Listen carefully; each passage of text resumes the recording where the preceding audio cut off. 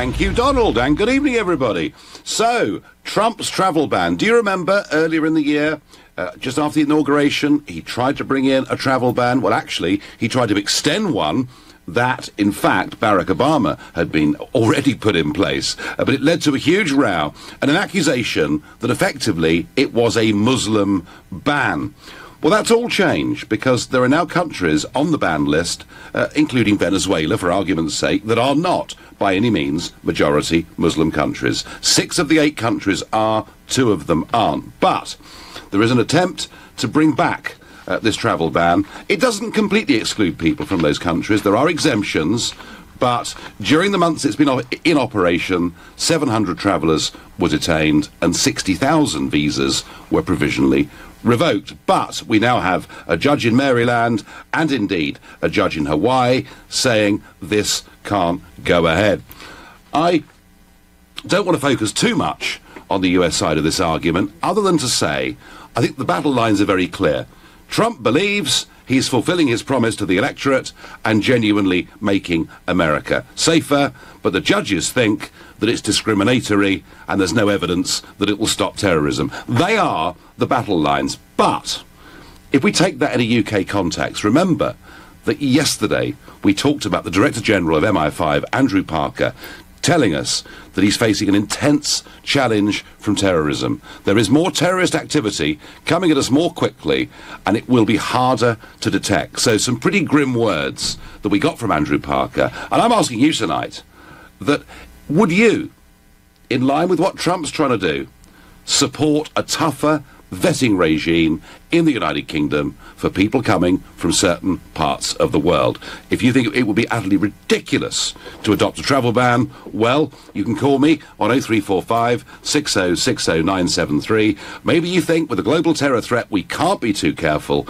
in which case text on 84850. Or maybe you think Trump actually has been unfairly treated over this, in which case tweet using the hashtag Farage and LBC at LBC. Watch me on Facebook, comment there. I'm here live in Los Angeles. Worth pointing out, I think, at this stage of the debate, that most of the attacks that we've seen in the United Kingdom this year actually have come from homegrown terrorist people, in many cases born in the United Kingdom, who've been radicalised in the United Kingdom. But that doesn't stop the argument that controlling borders is important, and when you see the fact that 5 of the 8 people that committed that awful atrocity in Paris had come back into Europe posing as migrants across the Mediterranean, frankly, we can't be too careful. I guess we're going to get some strong opinions on this, and Chris in Blackheath is my first caller. Chris, good evening. Good evening, Nigel. Let's bear in mind, though, that if you used to increase the vetting, then why don't you just increase the vetting for everybody? Banning a country makes no sense. It's not countries that are evil. It's people. It's individual people that do evil deeds. As you saw yourself in Vegas, that wasn't anybody that had come from another country. That had happened within Vegas. And I know you like, pulling up borders and building walls yourself. I know that you get on really well with Donald Trump. But the fact is, you've got to admit that it would be better to actually come down on the internet companies, the social media, to make sure that they're doing what they're doing properly, to use GCHQ, intelligence services, a lot more harshly, rather than just saying to everybody, oh, you can't travel to this country. Well, your point, Chris, about building walls, and yeah, that's the two sides of the argument, isn't it? We say we want proper border controls, and the other side accuse us of wanting to pull up drawbridges and build walls. Had you noticed, Chris, we've been building walls in London. We've built walls along the bridges in central London. So you can't say there's not an intense terrorist threat, and it does come from a variety of sources. But surely, Chris, you would think, would you not, that people coming into the United Kingdom, from Iraq, may pose a bigger terrorist threat than those coming from Canada? Well, Nigel, you're trying to generalise a little bit and oversimplify the situation. If you were to raise the bar for everybody, so everybody was vetted highly, then you wouldn't be discriminating against anybody. But just like say, if you're saying, okay, let's discriminate, or let's vet everybody coming in from somewhere like Iraq, Iraqis, I know Iranians, I know English people, I know American people, just like you do. But there are countries in which, for example, ISIS is very active. Should we not be slightly more careful with those countries? But wouldn't you say, though, that rather than them sending someone across the world to do their evil deed, they just put their hand in their back pocket and do it through the internet? And that's what the problem is. I don't disagree with you. We've got a problem with the internet. We've got a huge problem with our prisons in this country. There are lots of ways, Chris, in which people already living in this country, and in many cases born here, are being radicalised. But you wouldn't want to add to that problem, would you? I mean, would you accept, Chris? Are you feeling okay? No, would you accept? Are you feeling okay? Would you accept that Angela Merkel has made Germany a more dangerous place? I wouldn't say she's made Germany a more dangerous place. I think what she's done has helped you get it across the line, but I wouldn't actually say she's actually made Germany a more dangerous place, because you've got the far right in Germany, like you had the far right over here, like you had the far right in America. So I wouldn't, be drawn on by allowing you to lead me down a garden path like that. Because at the end of the day, you did get on a plane. You did go on a plane yourself, didn't you, and go to Germany and give a speech, didn't you? So, look, I think what Merkel did was highly irresponsible. You see, I take the view, Chris, that when ISIS say, and when they said in 2015 they would use the migrant crisis across the Mediterranean to put their fighters into the European continent, probably they should have been taken more seriously. But hey, Chris, we agree on some things, not everything. I thank you for your call. And I've got a caller from Holmby Hills, Los Angeles, just down the road. David, it's good afternoon here, isn't it? David, hello. Good afternoon. Thank you very much for having me on the show, Nigel. Not a bit. So, Mr. Trump is being stopped again, isn't he? Yes, he is, and I think people need to start waking up to the elite's agenda of, for example, like you were talking about there with Merkel, where it's the elite looking to find copious amounts of extremely cheap labour at any cost, and it's the elite that don't have to live with the consequences of that uncapped immigration. David, I completely understand that, for example, the free movement of people that we've been signed up to in the European Union has been great for the rich and wonderful for big companies who employ lots of labour. I completely understand that. But don't you think the elite, somewhere, David, are concerned about, increased terrorist threat or not? Well, the thing is, it was similar to the Paris vote. A lot of people voted for the same in Paris. They didn't really seem aware of the problems, and the elite aren't the people that have to deal with terrorism. They don't take the metro, they don't take the public bus. They live far away in gated communities, so they don't really understand the problems that everyday people have to go through. No, I'm sure on a wider immigration point, that is a perfectly fair comment, reasonable comment, and the way that many felt who voted Brexit in the referendum. So you're a supporter of what Trump is trying to do, yeah? Well, I'm a supporter of forward-moving action, and it's I've lived all over the world, and based on being British, I've been allowed to enter certain countries, and I've not been allowed to enter countries, and there's nothing racist about it. It's just simple immigration policy. It's perfectly normal to have an immigration policy. Lots of countries do. I've lived in China, I've lived in Vietnam. They have their own set immigration policies. They have caps on certain countries, free movement on others, and that's just the way. That's the way the world works.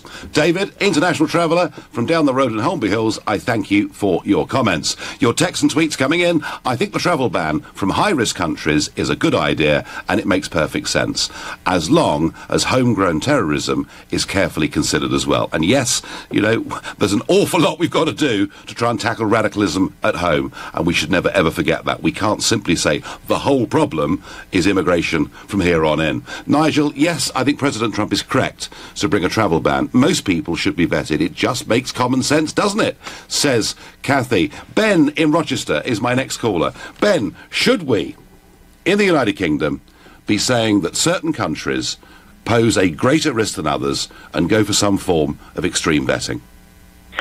Unfortunately, Nigel, my answer is I don't know. I just think that, unfortunately, planet Earth has turned into this century has turned into one word, which is just fear. It doesn't matter who is in charge of the country, whether it's Labour, Conservative, or if I am, or you are tomorrow morning.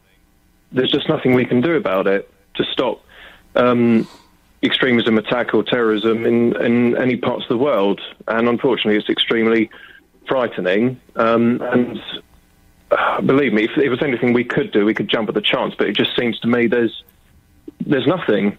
Well, I mean, Ben, that's not to say forever, but... Ben, I'm going to disagree with that. I mean, let's give you one example.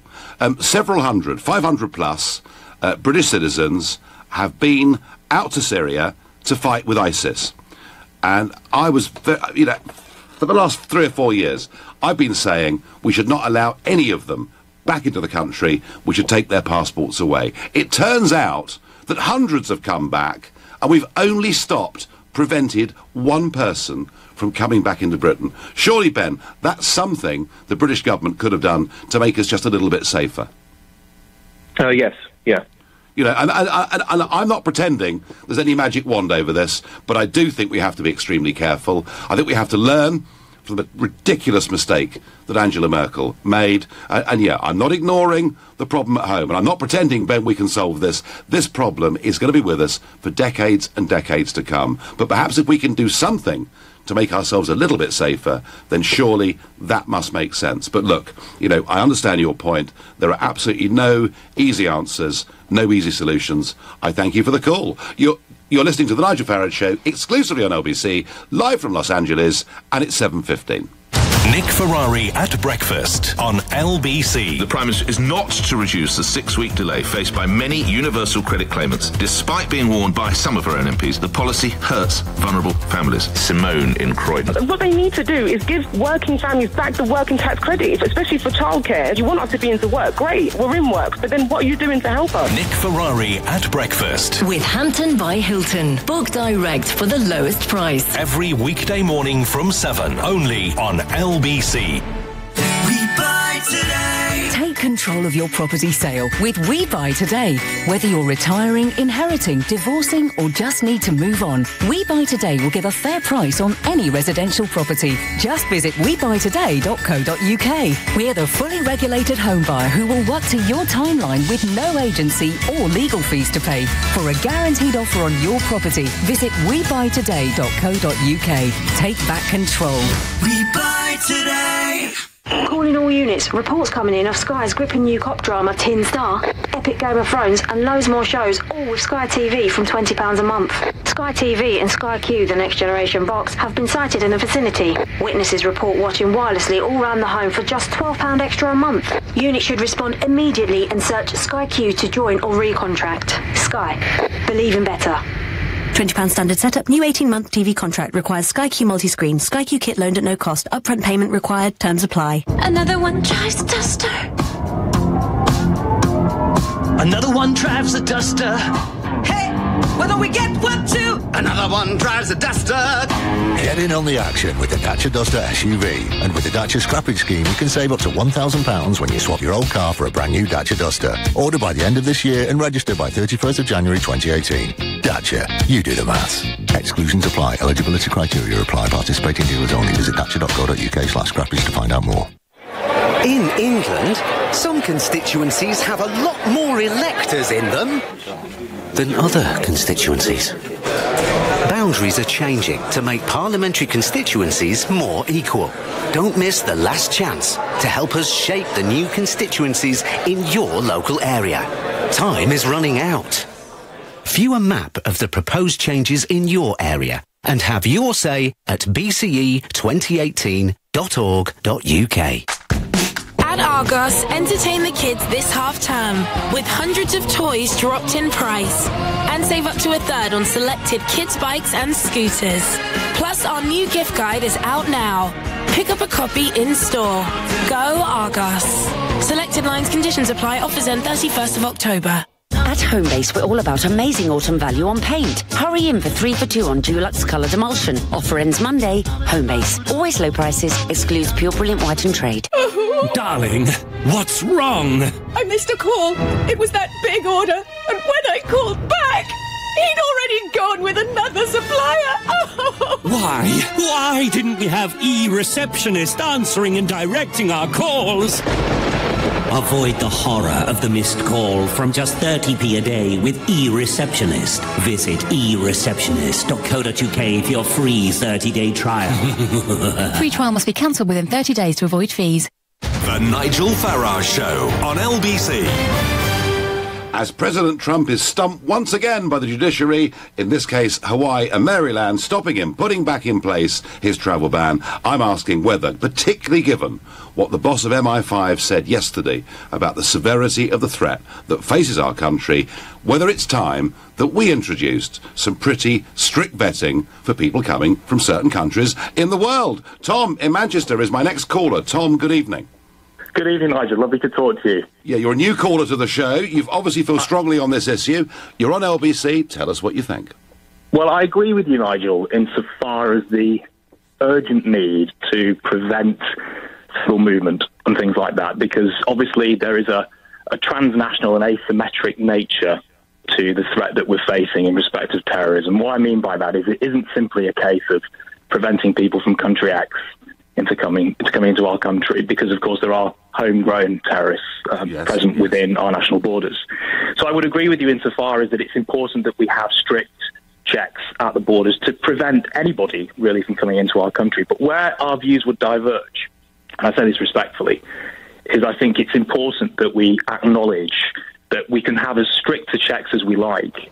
It simply isn't the silver bullet that's necessarily going to deal with the threat that Andrew Parker's referred to today, because, of course, the threat has changed. The tactics of these terrorists have changed significantly in the last few years, certainly since 7/7.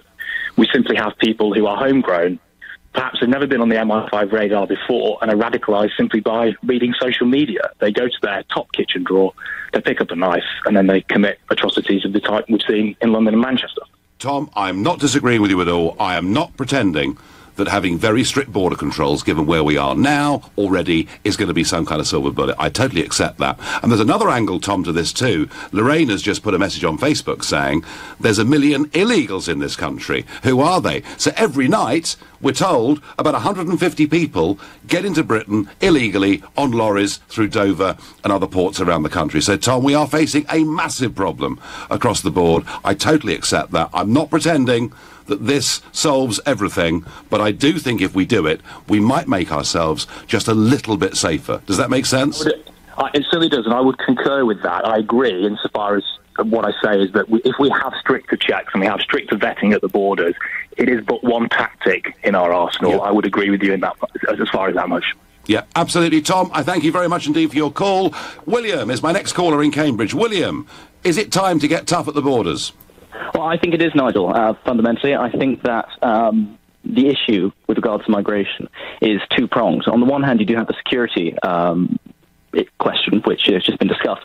But on the other hand, I think there's a wider issue at stake, which is sort of national culture and national values, specifically those not only of Britain, but also sort of, Mother Europe more generally.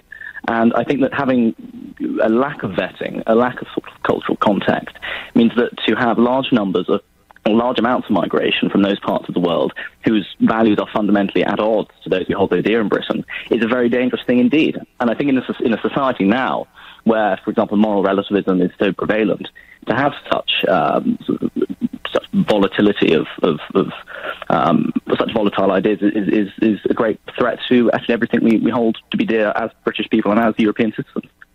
Yeah, I mean, that's you're broadening out the argument. I mean, in a sense, this is what Viktor Orban is saying, isn't he, who's the Prime Minister of Hungary? He's saying, no, I'm not going to take the migrant quotas to cover up for Mrs.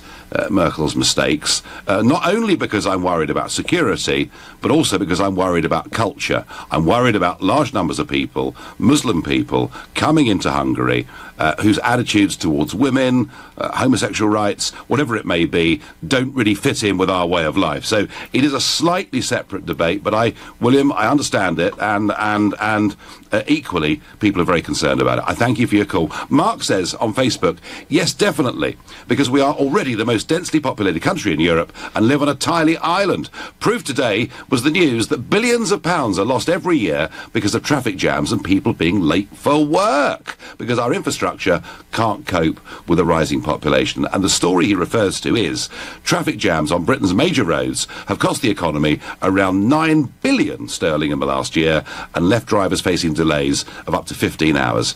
Data from transport analysts have said between August and September this year, 1.35 million traffic jams. I could go on, but basically what they're saying is our population is going up, our transport times are getting longer, and it's costing the economy dear. I remember once I was very late to a meeting in Swansea, and I made a comment that I said I thought because of the rise in our population, our traffic problems are getting worse, and I was absolutely ridiculed and shouted down by the liberal media as if I'd said something that was totally and utterly ridiculous. But you know what? It kind of makes sense, doesn't it? But we're not talking, folks, here about mass migration, about open-door immigration. That's a slightly separate argument. What I'm saying here is, should we do what Trump's trying to do in America? Should we say that certain countries pose a much higher risk because they're currently going through civil war or ISIS is very prevalent there? Should we single out those countries and say we are going to put in place a form of extreme vetting that's going to make it very difficult, frankly, for almost anybody for those countries to get into the UK? That really is the question I'm asking you this evening. Jack is calling from Morden. Jack, good evening. Good evening. Hi there. Hi there. So, Jack, do we get tough at the borders with people from certain countries, or is that wrong, immoral? No. I think it's 100% right. I think it's common sense. I think the opposition from the judges in the US is more so a matter of vicious internal politics there than it is a moral one. I don't believe that anybody who has any real common sense about them and actually stops and analyses this from first principles could really come to the conclusion that, for example, somebody from Somalia would pose equal threat to somebody from, say, Canada. Because this is, if you talk in number of, talking statistics or belief systems, and you can analyse this, I feel, at any layer, and it's just ludicrous to suggest that some of the countries on this list pose the same risk to us, say somebody from France or somebody from Germany. Well, at the moment, Jack, that's true. Although if we did see a big increase in terrorism in France, we might have to think about that too. That's down the road. Jack, I think your point's right. And what I think those that are condemning Trump, or perhaps condemning things I've said on this issue, are missing, is that it was Barack Obama, the hero of the left, the one you all think's wonderful. It was Barack Obama that first put a list together and said America must be careful. So Jack, I do think a lot of what's happening this side of the pond is because, just frankly, tribal loathing of Trump, rather than looking at the issue when, as I say, Obama put it in place to begin with. Jack, I thank you. Hattie is calling from Camden. Hattie, good evening. Good evening there, Nigel. Never thought I'd be ringing you, but I just think it's ridiculous to be putting so much emphasis on the impact that increasing security would actually have on reducing terrorism. I also found it quite hypocritical to hear talk of the fact that we don't want to see a shift in our culture caused by immigration from the Middle Eastern countries, because quite frankly, a lot of the problems we're seeing that are fueling terrorism are actually a result of our own sort of invasion of Middle Eastern countries in the past, where we went in there and we enforced our cultural values on them. I mean, I know this isn't the Middle East, but take Australia, where we actually went in there and we tried to enforce assimilation of our own values on the natives living there.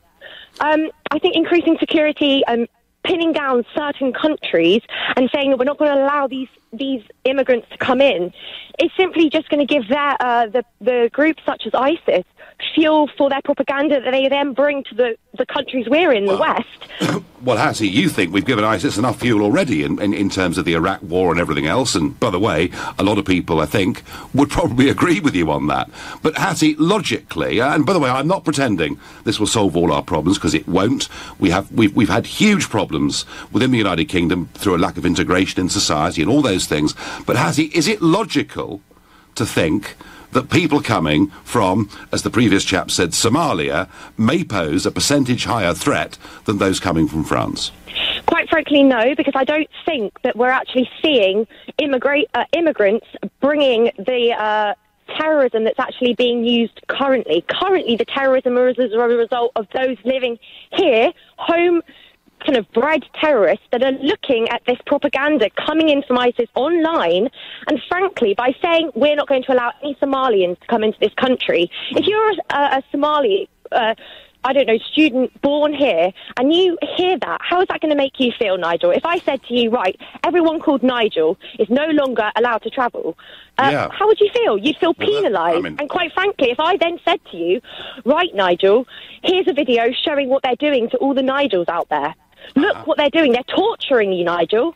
And now they're not allowing you to travel. They're restricting so your worry, Hattie, is... you have. Your worry is that if we do this, we'll alienate further people and drive them towards becoming bad people, yeah? Yes, definitely, 100%. All right. No, I understand that. And by the way, we should remember that the attempted tube bombing the other week was somebody who'd come in as a child refugee through Calais. So there are a mixture of these things. Hattie, I think we've been slightly insulated from much of this, and as I say, that guy on the tube had come from Calais. He's the suspect. That's the trial that will go ahead. But we weren't part of the Schengen zone, so we perhaps haven't suffered this in quite the same way that other countries in Europe have. I repeat the point, 5 of the 8 people who were involved in that atrocity in Paris had come in through the southern borders posing as refugees. But Hattie, you make very good, passionate, strong points. On Twitter, I get, not a travel ban, but we should be able to turn back anyone who poses a threat. We should be in total charge of our borders. Yes, Jay, but we have to analyse why they're actually a threat. You're listening to The Nigel Farage Show, exclusively on LBC, live from Los Angeles. It's 7:30, and time for the news with Moira Alderson. MPs have secured a symbolic victory over Theresa May's minority government after they backed a Labour-led motion to pause the rollout of universal credit. It asks for a halt to the welfare reforms and has been approved by 299 votes to 0. The result is non-binding. A 16-year-old boy has been charged with the murder of a 20-year-old man stabbed to death outside Parsons Green Tube Station in West London. The teenager is due in court tomorrow. The head of the FA has insisted football's governing body has handled racism allegations against the former England women's manager with decency and openness. It's apologised to player Eni Aluko after a new report found Mark Sampson did make discriminatory comments to her. LBC weather, cloudy and mild for most places tonight. Some patchy rain, especially in the north and west. An overnight low of 12 degrees. LBC travel on the M25. It's heavy anti-clockwise at junction 10 for the A3 after a car fire, and clockwise it's slow through junction 13 for Staines with a lane blocked by a broken down car. The A3 is struggling northbound for a couple of miles towards the Hook underpass. The M4 is heavy eastbound from junction 3 for Heston to the Chiswick roundabout, and Fulham Road is closed past Stamford Bridge because of Chelsea's Champions League match against Roma kicking off at 7:45. LBC travel, I'm Mark Percy. This is LBC. Hi, you've reached Tom's voicemail. I can't come to the phone because Season 8 of Fox's The Walking Dead is about to stream on Now TV. I've been looking forward to this and I'm not missing it. So, leave a message. Although the Now TV Entertainment Pass does have over 250 box sets to watch. So maybe, don't call me, I'll call you. To get your 14-day free trial of the latest shows, including The Walking Dead, search Now TV. 18 plus, new customers only. Pass auto renews at $7.99 a month unless cancelled. If you own a Swiss watch and it's time to sell it, speak to watches.co.uk. The whole process runs like clockwork. Rolex, Patek Philippe, Omega and more. It only takes a couple of ticks and we pay immediately. Or if you just fancy a change, we could take yours in part exchange. From time on your hands to money in your pocket, it couldn't be easier with watches.co.uk. The pre-owned Swiss watch specialist. Is your company innovative, successful or rapidly growing? If so, it's likely that you'll be carrying out all sorts of research and development, even if you don't think of it as such. Contact Barnes Rofe to find out if you qualify for an R&D tax credit claim. We'll help you make a claim and obtain a refund of the correct amount of tax for you. Sound interesting? Visit barnesroof.com. Barnes Roof. Clever accountants for business. Darling, what's wrong? I missed a call. It was that big order. And when I called back, he'd already gone with another supplier. Why? Why didn't we have e-receptionist answering and directing our calls? Avoid the horror of the missed call from just 30p a day with e-receptionist. Visit ereceptionist.co.uk for your free 30-day trial. Free trial must be cancelled within 30 days to avoid fees. The Volkswagen used car event started on Friday the 13th. But don't worry, you're still in luck. You can still buy a used car with 2 years approved used warranty, 2 years MOT insurance, 2 years roadside cover, and 2 services included on Solutions Personal Contract Plan at 6.9% APR representative. So it doesn't matter how unlucky your day is, we've got you covered. For extra reassurance on a used Volkswagen, visit the used car event at your local Volkswagen retailer from the 13th to the 30th of October. Offers on used Volkswagens aged 3 to 48 months. Excludes electric vehicles. Participating retailers, 18s and over. T's and C's apply. Subject to status. Indemnities may be required. Volkswagen Financial Services. I am proper on one now. Getting ready to watch Sky One because Strikeback's incoming! New team, new mission, a high-risk manhunt, I'm told, somewhere across Europe and the Middle East. And there I was thinking my job was stressful. On one, Sky One. Strike Back. Starts 31st of October, 9 p.m. The Nigel Farage Show on LBC. Call 0345 6060 973. As the judges frustrate Trump yet again with his travel ban, I'm asking you, is it time we got tough at the borders and started to vet more carefully people coming from certain countries that might pose a bigger risk? But before that, as you know, I'm in Los Angeles, where there's been some remarkable events taking place over the course of the last week. Of course, this all comes around Harvey Weinstein, royalty in many ways of Hollywood, and he is now accused by up to 30 actresses of sexual misbehaviour, up to and including rape.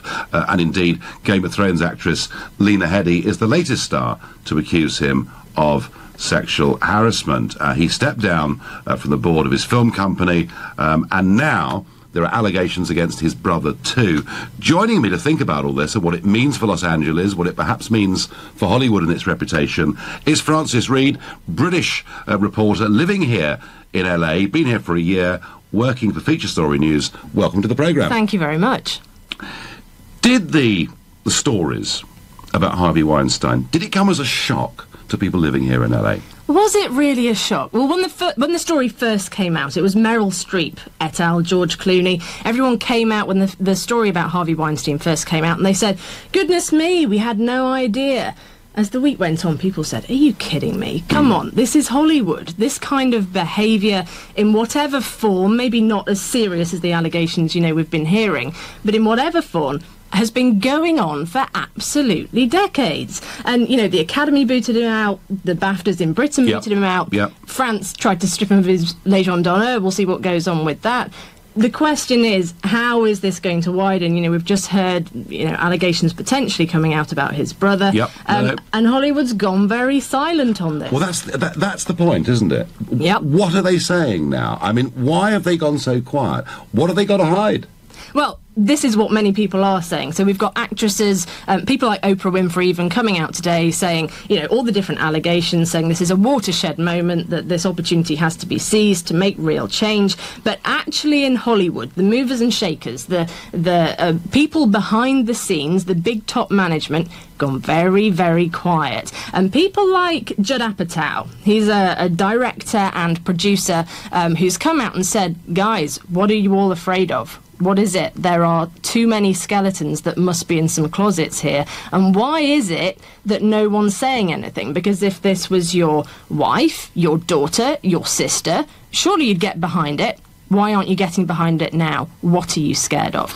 We've seen these things happen. I mean, wherever there's big money and power, there are abuses of position. Of that, there's no question. It happened in the business world. We've seen it throughout the media world, too, in America. Absolutely. Over the course of the last year. But is there a specific problem here? I mean, one thinks of Roman Polanski.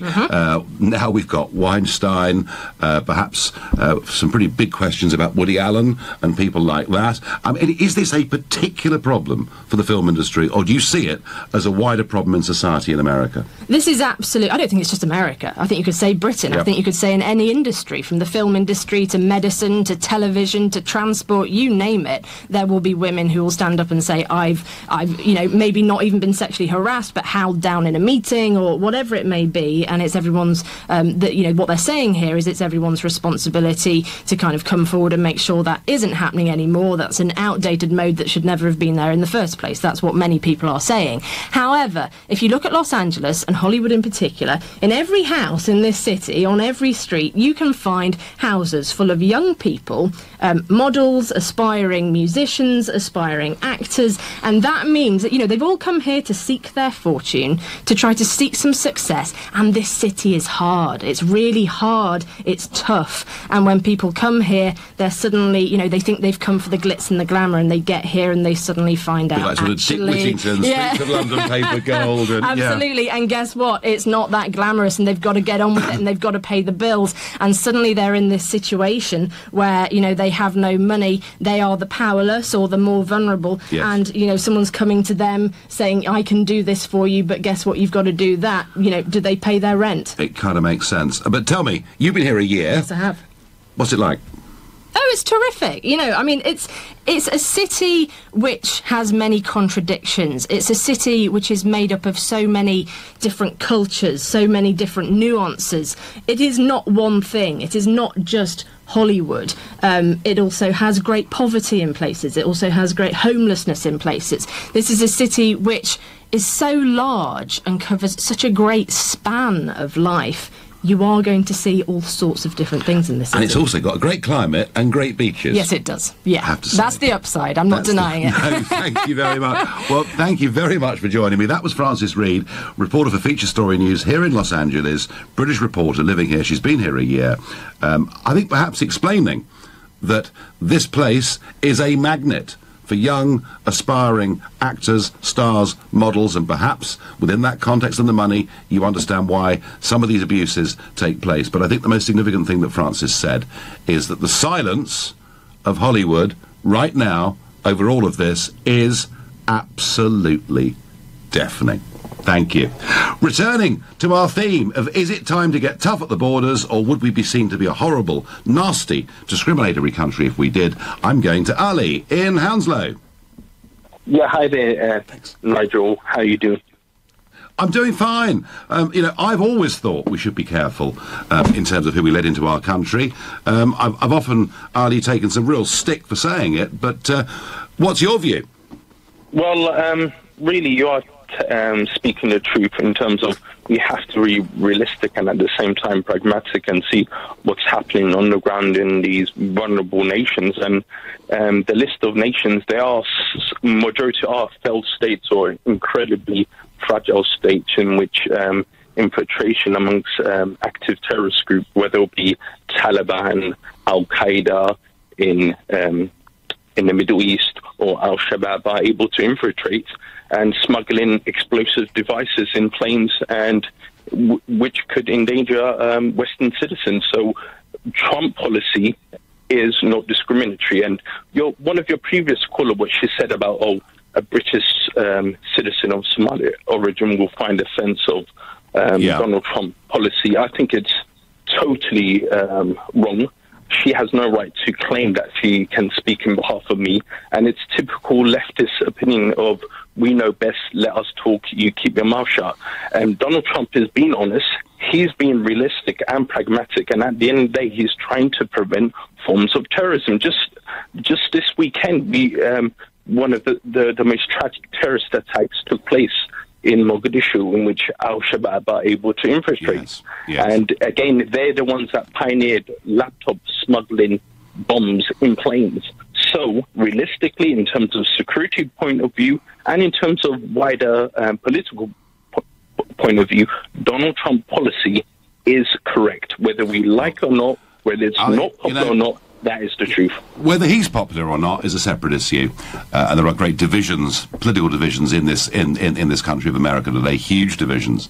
But the point is, I know that the reason Trump is doing this is he sees what's been happening in London, in Paris, in Brussels, and says, I don't want any of this happening here. Ali, I thank you very much indeed.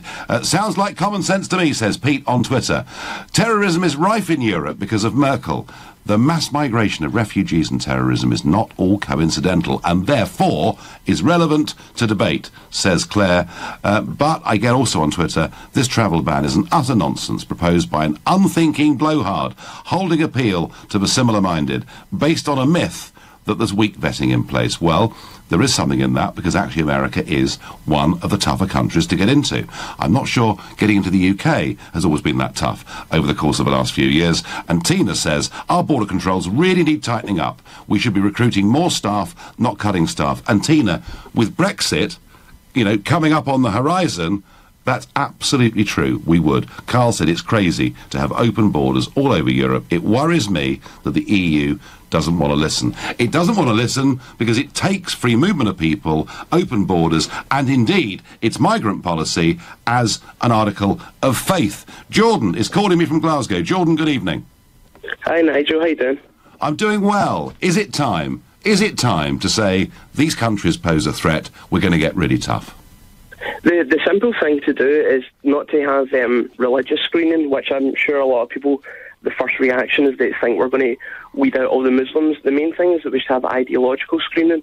People that share Western values about equality, equal rights, freedom of religion, freedom of speech, all that sort of thing, that should be always the deciding factor. That plus whether or not they have a criminal record. The country that they come from should somewhat be besides the point, because the values are what matter, not the country or even the religion. Because I know a lot of people are afraid with things like ISIS, but an important thing to remember, lots of people do point out that the vast majority of the victims of ISIS are Muslim. Also, when ISIS were pushed out of Raqqa yesterday, it was the Muslim Peshmerga that pushed them out, and it was the Muslim Iraqi army that pushed them out of Mosul. So it's really wrong to draw the distinction along those lines. But another thing I really want to take issue with is people always say that some of the terrorism happens is our fault because of the invasion of Iraq. But that always sticks out wrong to me, because the vast increase in terrorism happened before Iraq, with the World Trade Center bombing in '93, the embassy bombings in '98, the USS Cole. Yeah, I mean, Hattie made that. Hattie made that point earlier, and it's a point Jeremy Corbyn has made, and it may have added to it. But Jordan, you're quite right. A lot of these things were happening before. Jordan, fascinating phone call. You're listening to the Nigel Farage Show, exclusively on LBC, live from Los Angeles, and it's 7:45. Coming up at 8 on LBC, Clive Bull. Labour has defeated the government in a symbolic victory over universal credit. The vote isn't binding, but should the government really be ignoring it? Clive Bull on LBC. Darling, what's wrong? I missed a call. It was that big order. And when I called back, he'd already gone with another supplier. Oh. Why didn't we have e-receptionist answering and directing our calls? Avoid the horror of the missed call from just 30p a day with e-receptionist. Visit ereceptionist.co.uk for your free 30-day trial. Free trial must be cancelled within 30 days to avoid fees. With just a simple tap, you can go from craving to tasting, and even from wanting to winning.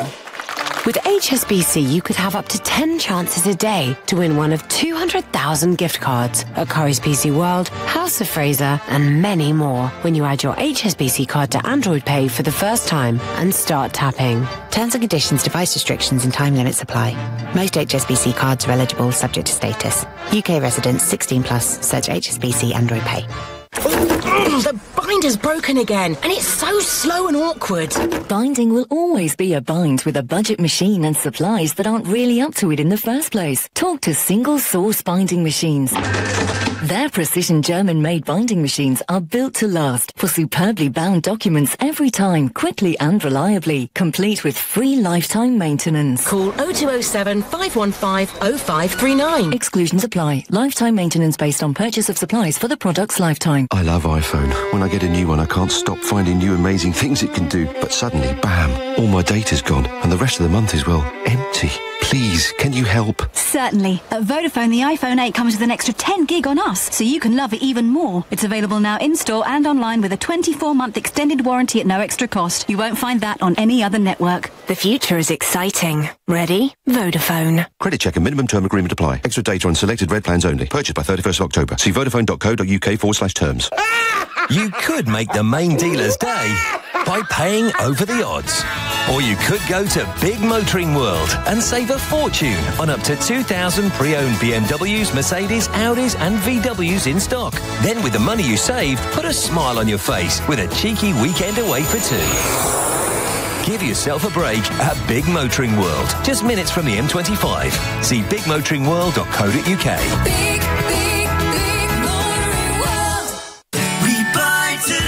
Take control of your property sale with We Buy Today. Whether you're retiring, inheriting, divorcing or just need to move on, We Buy Today will give a fair price on any residential property. We're the fully regulated home buyer who will work to your timeline with no agency or legal fees to pay. For a guaranteed offer on your property, text TODAY to 82055. Take back control. Text TODAY to 82055. We Buy Today. The Nigel Farage Show on LBC. As the judges once again frustrate Donald Trump on his travel ban, we're asking, is it time we got tough in the United Kingdom? But only fair to tell you, there is another almighty row blowing up in America right at this moment in time. And this is the story. 4 American soldiers were ambushed in Niger last week, and their bodies were on the way back to America yesterday. The president had written to the families of the 4, but had started to make some phone calls. He got on the phone to Sergeant David Johnson's mother and wife were in the car. Also in the car was their local congresswoman from Florida, Frederica Wilson.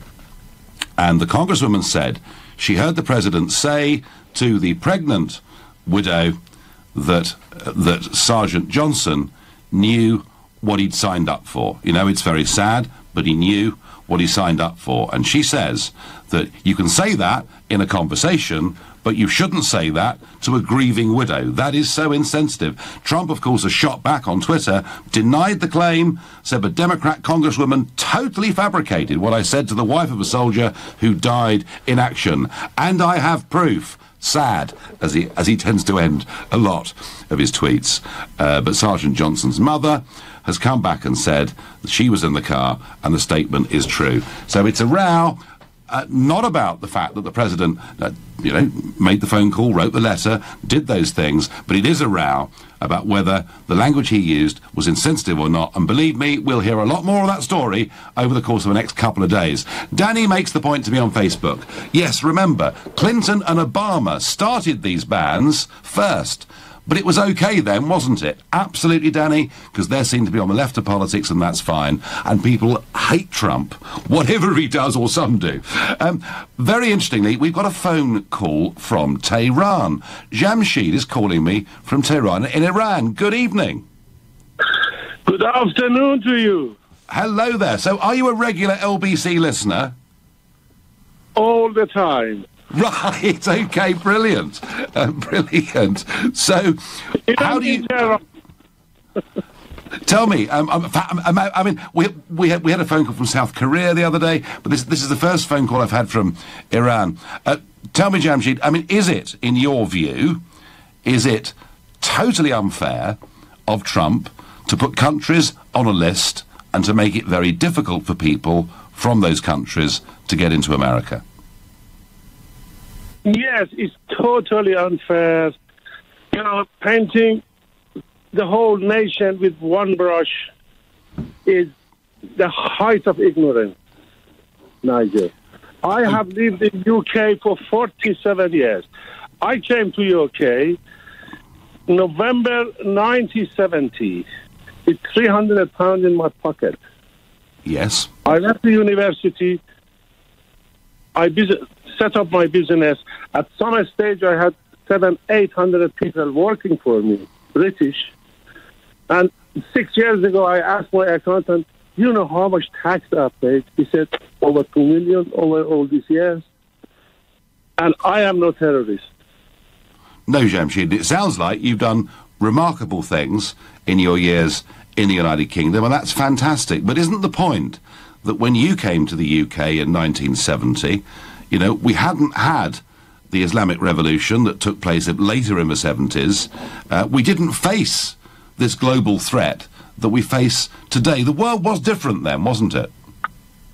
Nigel, Islamic Revolution, Islamic government is totally misrepresented in UK. Listen, I have lived twice as long of my life in UK than in Iran, and I love UK. I owe UK everything that I have, and I live here, and I have business here too, and next week I will be in London. But calling a country or a government, 80 million people, you know, discriminating against them by a man that I can't even explain how ignorant he is. No, I understand the argument and the passion with which you're putting it, and I understand that. But in an age of international terrorism, what do Western governments do to protect themselves from ISIS people coming in?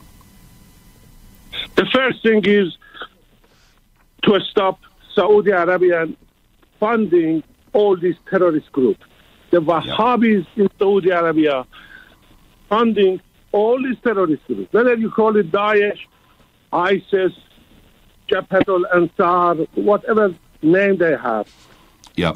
Show me, tell me once, even once, that a country has been subjected to attack from Iran.